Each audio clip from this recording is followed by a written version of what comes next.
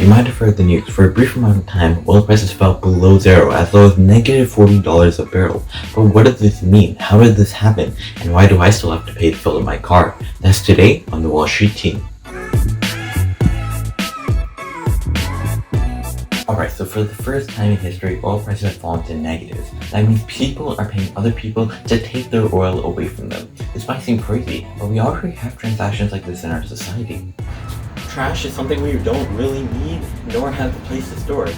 So, through our taxes, we pay the government to essentially take it away from us and store it properly. It's a similar thing with oil right now. But why does no one want oil?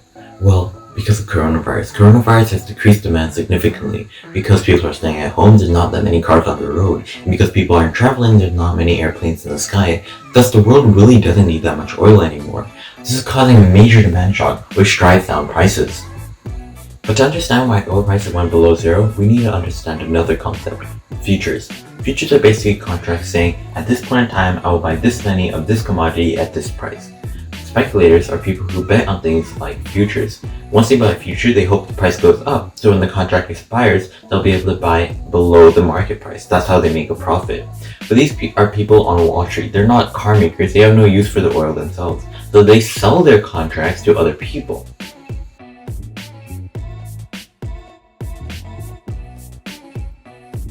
Now, some speculators like to play it risky. They like to wait until the very end of their contract before selling it, so they can get the highest price to use something like market volatility.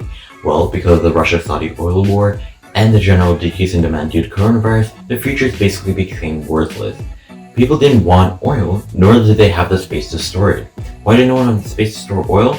Well, even though supply was decreasing, oil producers were still producing at their normal rates, because one, it would be hard to close down plants, and two, when the market stabilized, it would be costly and hard to reopen and revamp production.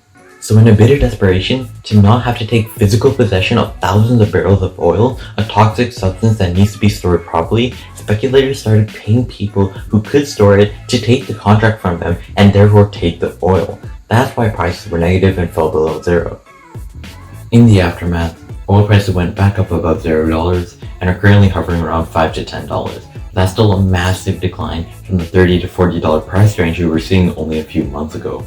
OPEC countries have decided to cut production by a further 10%, but that only begins in May. And while it was the first time oil prices have fallen below zero, it might not be the last, as some people are speculating.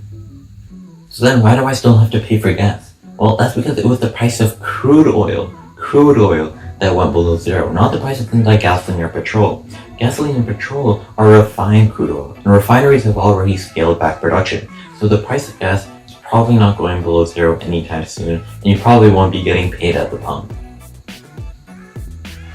Anyways, that wraps up today's video of the Wall Street Team. If you liked, make sure to subscribe and share the video, and I'll see you in the next one.